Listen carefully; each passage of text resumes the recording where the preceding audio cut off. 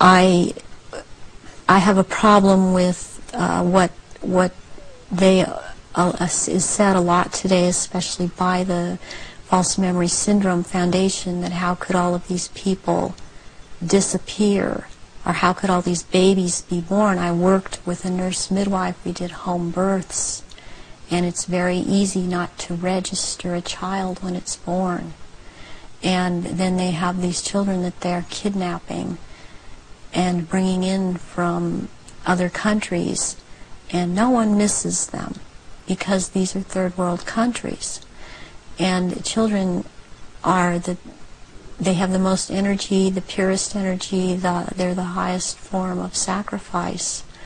And they will terrorize these children and mind control these children.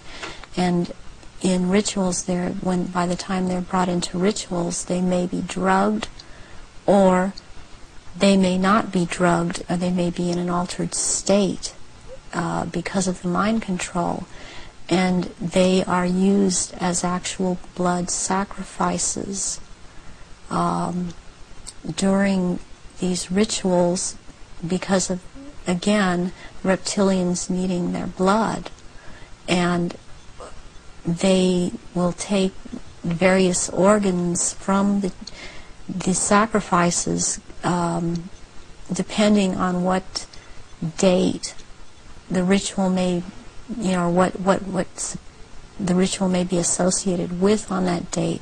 But they will also slit the throat from the left ear to the right ear, and the blood will be gathered in a goblet, and it will be dispersed among the reptilians, and dispersed among, also after that, among people that have been participating in these rituals and seem to have it, even though they seem to be dissociated, mostly these people seem to be cognizant of what they are doing.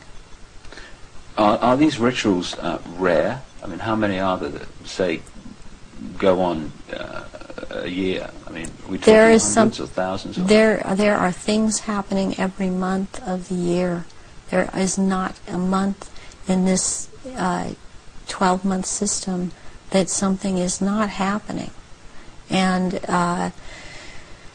it's more than one. I mean, it's every full moon. It's and the very important rituals are the summer solstice and the winter solstice, and then there is the vernal equinox and the fall equinox. And there is Sowen, and there is Beltane, there is Imbolc in February, there is Lughnasadh, which is in the beginning of August. There's a whole week leading up to Beltane, and also leading up to Sowen, that's called Grand Climax. So May the 1st is Beltane? May the 1st is Beltane. Halloween, particularly in America, has become like a mini Christmas, almost like a holiday of celebration with a trick and treat and all this other stuff. But what actually happens outside the public arena that night of Halloween and into November the 1st? Away from the public arena, there's a ritual that's taking place in 6 different locations in this country for all of the councils of 13 in the area that I'm in. It is the East Side Christian Church on 7th and Temple Street in Long Beach. And it is for the High Council of 13.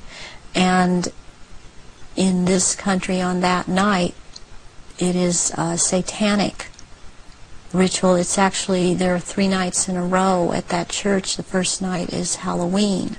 What happens on the night of Halloween?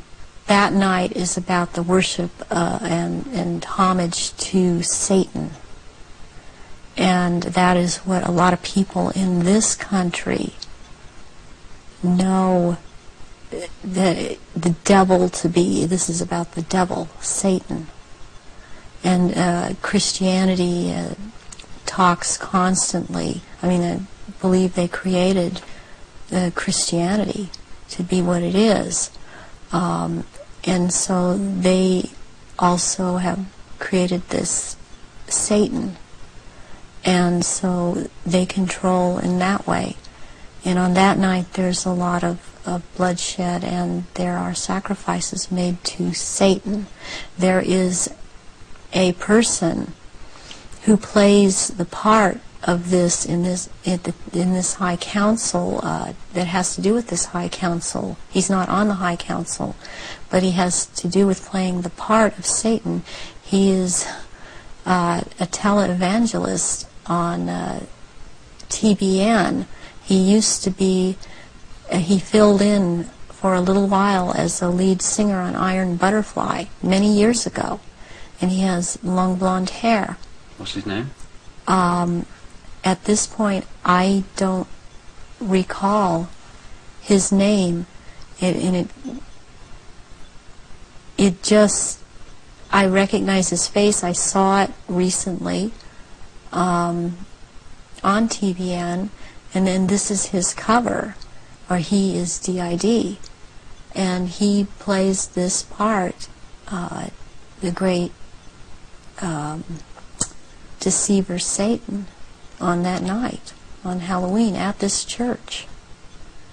And that is what happens on Halloween.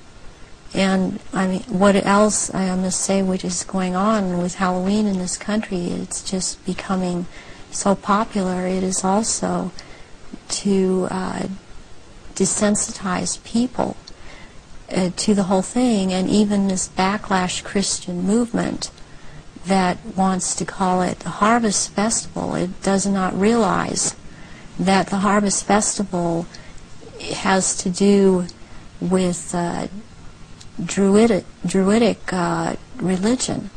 And again, they are still doing the same thing and celebrating the Harvest Festival. That's what the Harvest Festival is about. Are many of the so-called Christian rituals, because that's what they are, or festivals or ceremonies, are they actually, to most Christians, unknowing representations of these satanic rituals? Yes, they are. One, for example, Christmas has to do with it's a time, it comes right after the winter solstice, which is a satanic or a Druidic celebration. It has to do, there's a day in there called that day which is not a day. It has to do with the killing of the old king and the birth of the new king, which is a Druidic day. On the 24th or the 25th at midnight, there is a ceremony that's specifically for children, and it's called the last bulb on the tree. Where does that come from? That is something that's used with children. It's part of programming them into the whole thing. And there were things that would happen to the child that hung the last bulb on the tree on Christmas Eve, as it was a common practice to decorate the tree on Christmas Eve, and the tree in itself is a phallic symbol, and it's paganistic. Christmas is based on pagan day, and back to Roman times, and Christians have given it, they think they have given it Christian meaning, and it means something else, and it does not. But there is the case with the last bulb on the tree that has something to do with what happened to this little girl, JonBenet. JonBenet Ramsey. Yes, JonBenet Ramsey. And this occurred on this night because of the day it has to do with. It comes right after the winter solstice, which is a satanic or a Druidic celebration. It has to do, there's a day in there called that day which is not a day. It has to do with the killing of the old king and the birth of the new king, which is a Druidic day. on the 24th or the 25th at midnight, there is a ceremony that's specifically for children, and it's called the last bulb on the tree.